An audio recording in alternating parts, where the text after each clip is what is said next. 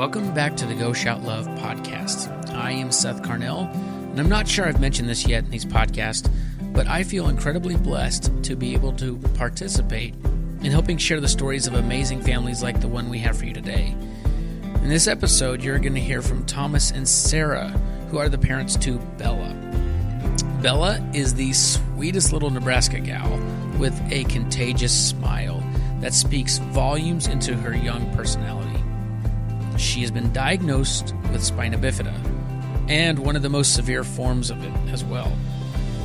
You're going to hear about how this little fighter never allows the challenges she faces to steal her happiness. I really do wish everyone could see her smile. Actually, you can catch a glimpse of it on our website through pictures and videos of Bella. This episode also has some very real moments as the parents share their experience of hearing from the doctors when Sarah was still 21 weeks gestation with the diagnosis. You're going to hear the very hard options that were presented for them, including a very rare procedure. Unpacking all of this for us in the interview is Jessica Santo, our family relations director and talented photographer, as well as Josh Veach, one of our outstanding co-directors of Go Shout Love. You're also going to hear Bella in the background. That is just a bonus.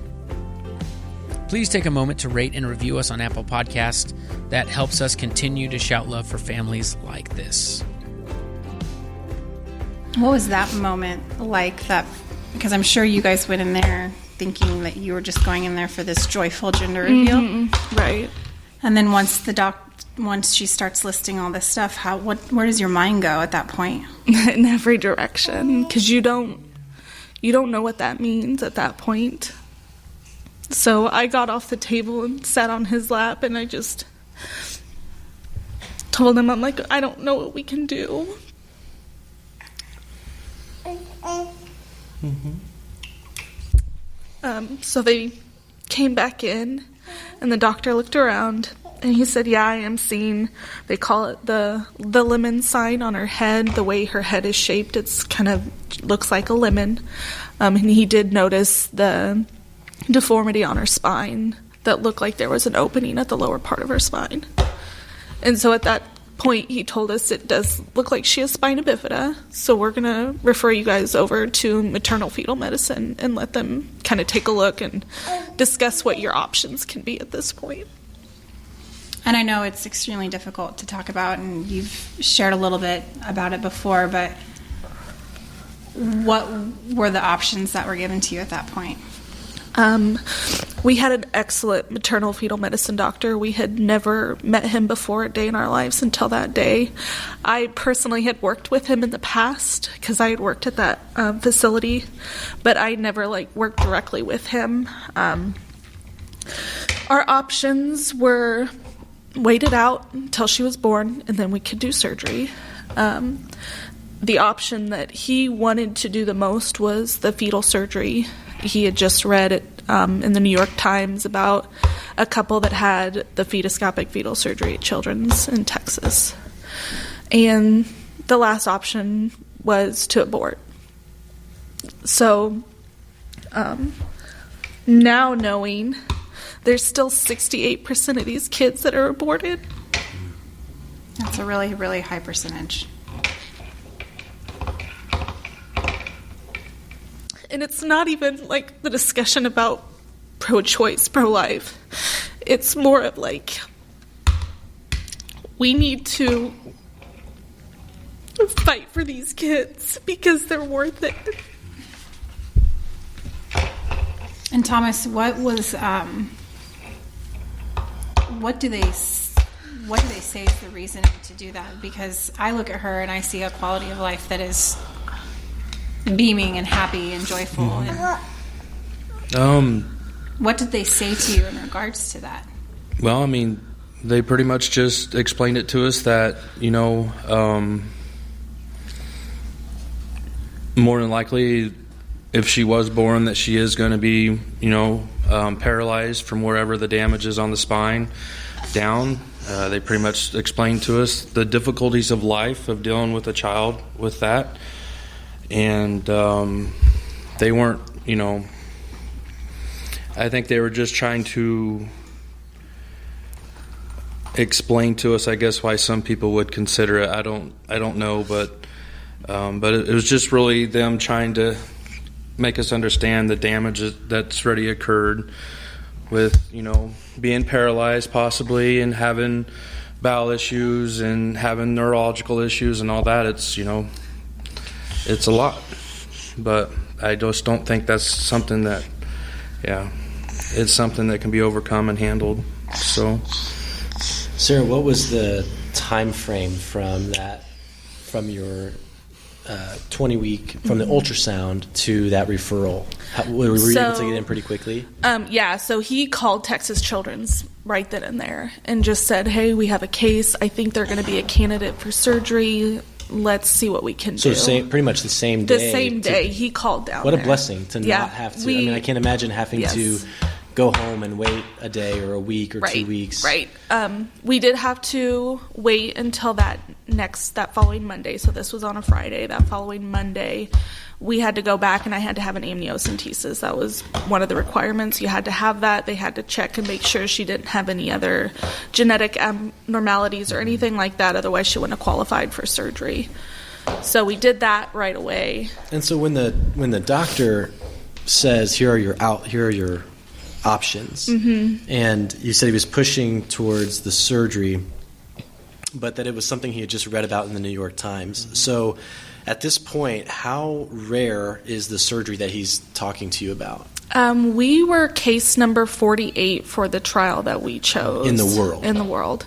They have done some other fetoscopic surgeries in different countries, but for this specific clinical trial, we were number 48. They have been doing in utero surgeries on these kids since 1997. So it's been a long time. It's just the new technique that they've developed at Texas Children's is what kind of drove us to that more of a minimally invasive technique. And I'm sure the aspect of, it's one thing to do surgery, but when you're doing surgery with the spine, I'm sure there's even extra concerns and precautions that have to go into that. We have well over 20 doctors in the operating room at that time. Wow.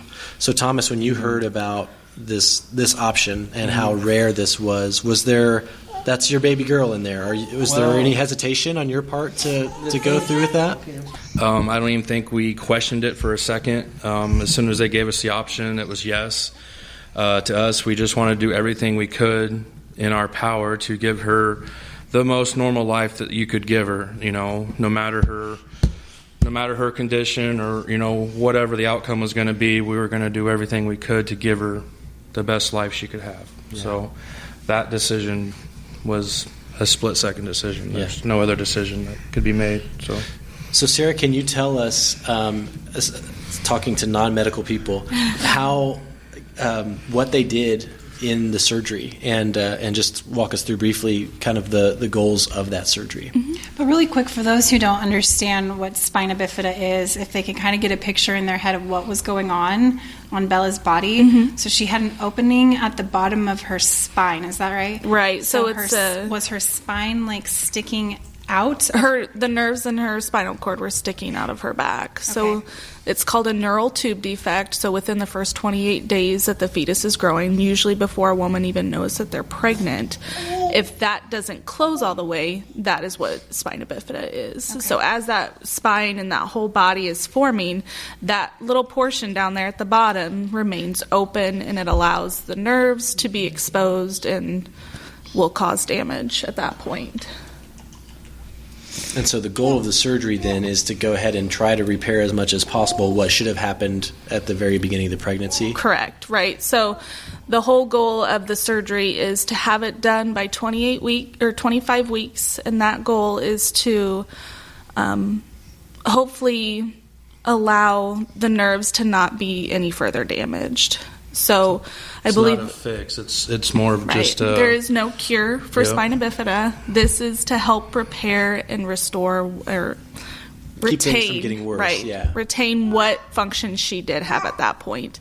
I think typically 30% of those that are referred for fetal surgery get qualified. So there's certain things, if they don't have any movement below their knees, they're likely not going to do the surgery. It depends on the location of the lesion. So hers is at L3. L3 typically manages your knees and down, bowel and bladder, so your bowel and bladder and your sacral section. So, which I find I never would have associated your spine with your bladder. I've never thought about that. Yeah, because that's, all your nerves stem from there. So it's just all the different levels and what gets impacted.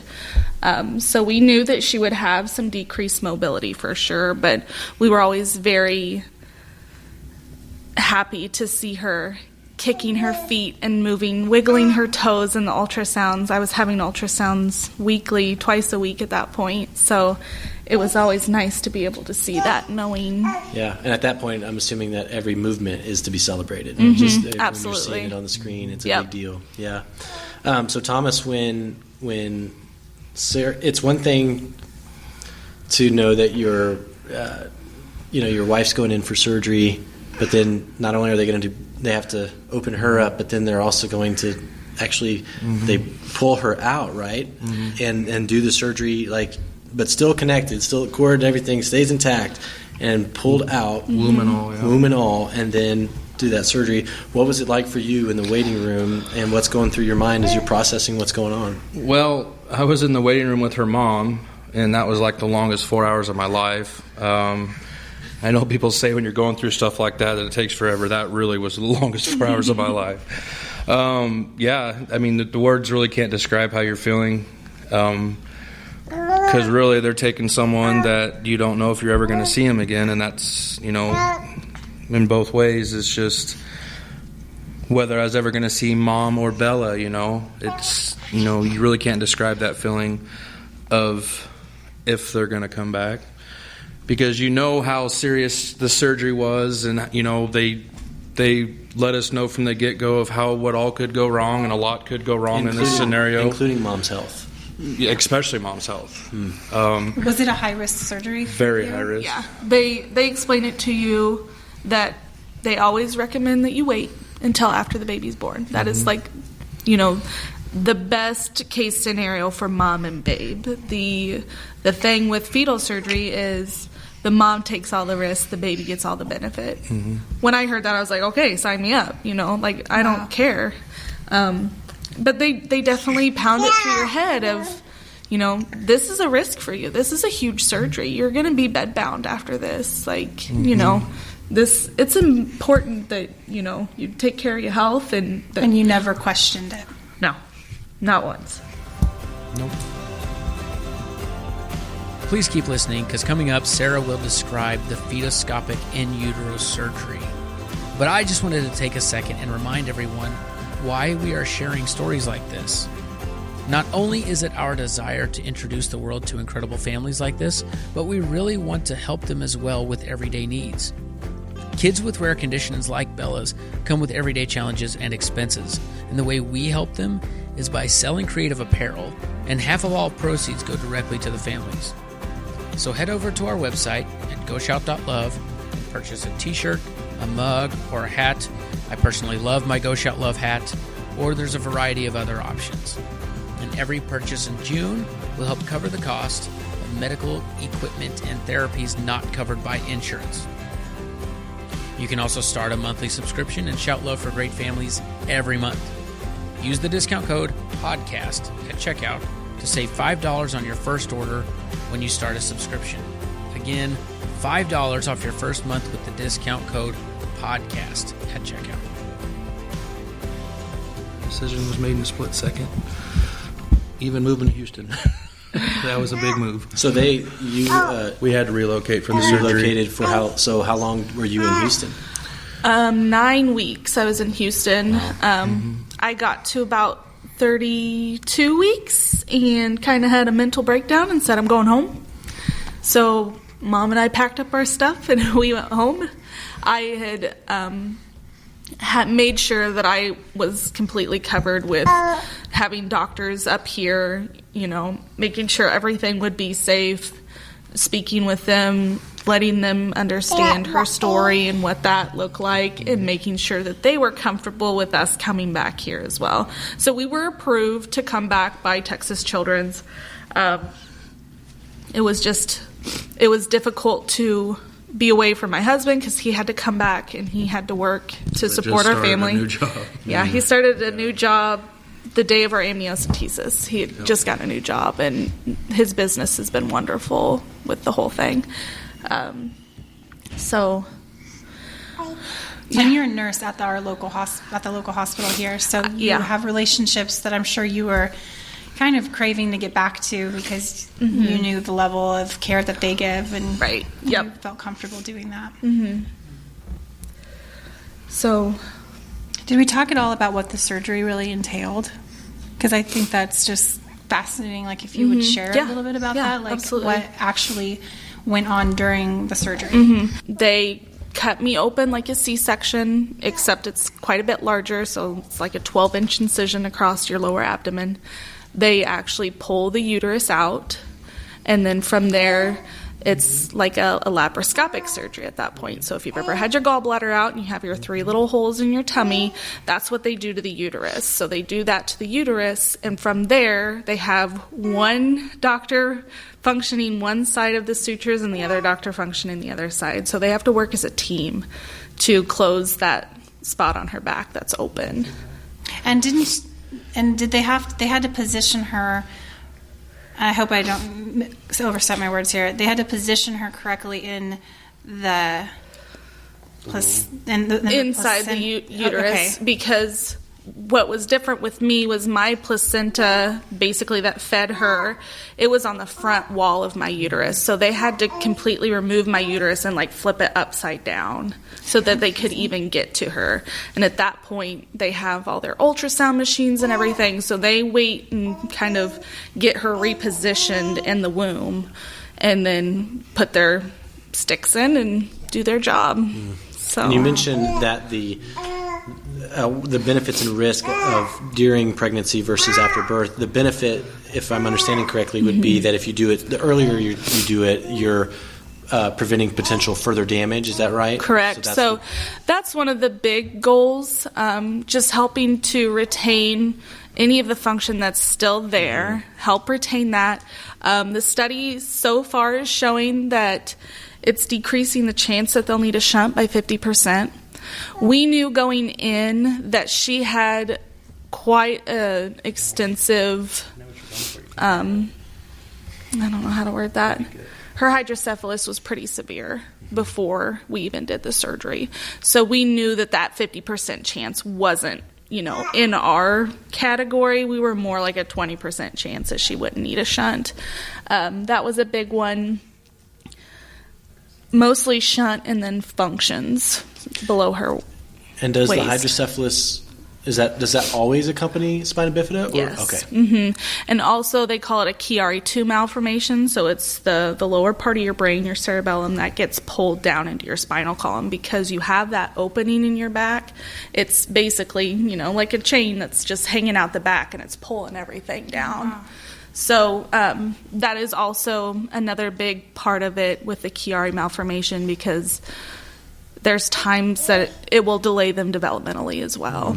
So the whole hope as well with the fetal surgery is that Chiari malformation will actually reverse while in utero and help retain and help that brain develop the way it's supposed to. Gotcha.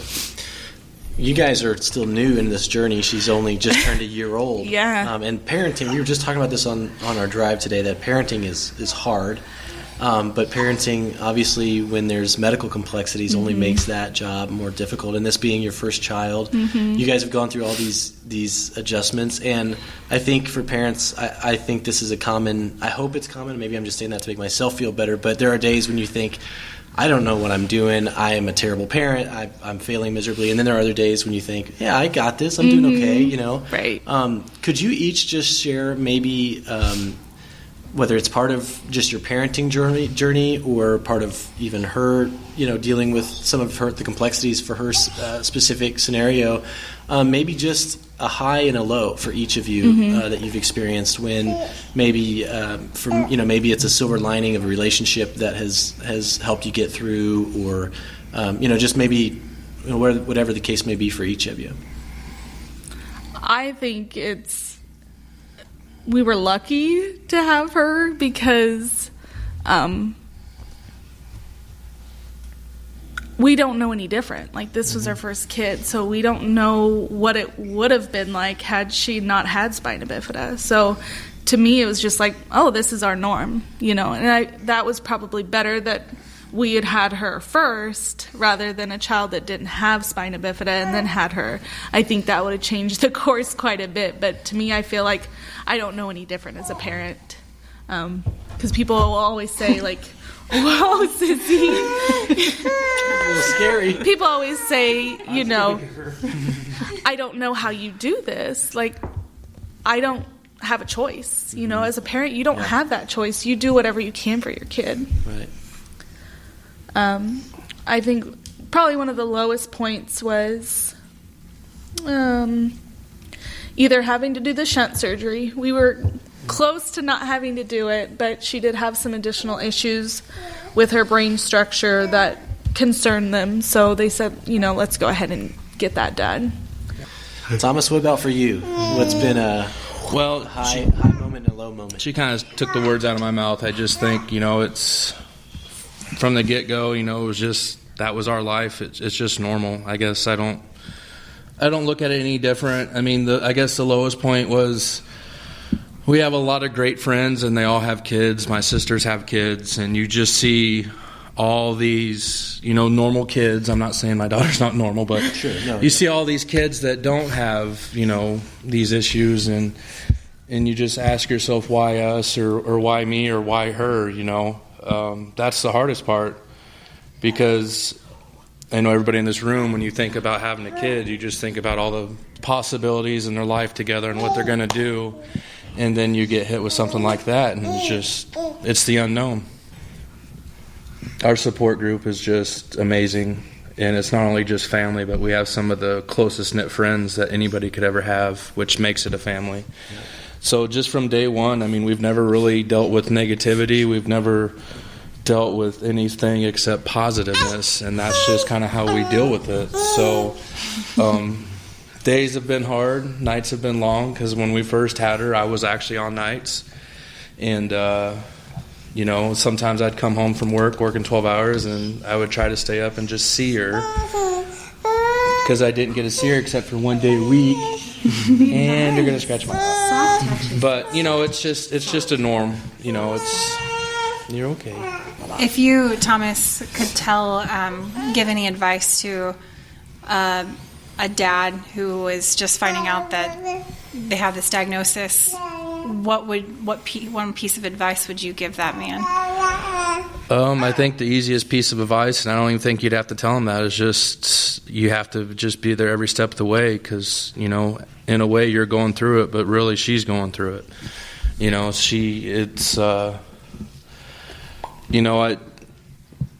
I tried just to put my needs last. I'm not saying she didn't not worry about my needs, but I just wanted to make sure that, her needs are first, because of her, because of Bella. You just got to take that extra energy and give it to her to help her through it, to help her, I mean, it's a lot. It really is a lot, but you just got to give that extra energy. And Sarah, what about you? If you could go back and tell yourself something from the very beginning, what would you say to yourself? I would say don't worry as much. And I think that's what every mom says. We've as soon as I found out, I got on social media to try to find, who else is going through this. I can't be doing this alone. Yeah. So there is a huge support group for fetal surgery moms that have dealt with this. That's so amazing. And every single one of them is like, it'll be okay. And they will all share their stories. So we have new women that are added every week to our group. And now you're advocating with them. So that's the fun part that, I get to social media. I get to show what Bella can really do and what these kids are really worth. What's your biggest hope for Bella? Oh, for Bella, my biggest hope. Jeez, gangster. That she keeps the fight in her. She's a fighter like no one I've ever seen. I don't know where she gets it. Because she doesn't get it from me. I don't believe that. Oh. Well, I think the fact that you were able to hear the risk associated with that surgery and without question jump in to do it says she probably gets a lot of it from Mom. Yeah. Yeah. And Dad's beard. And Dad's beard. The epic beard. For those of you that are shouting love already, either with a subscription or one-time purchase, sincerely, from the bottom of our hearts, thank you. If you haven't yet and you are interested in joining the Shouting of Love, you can go purchase an item on the Go Shout Love website, goshout.love, or start a monthly subscription. Just remember to use the discount code PODCAST for $5 off your first month. Either way, also please share this podcast with your friends and take a second to rate and review us. It really does go a long way to help us shout louder and farther. Thank you.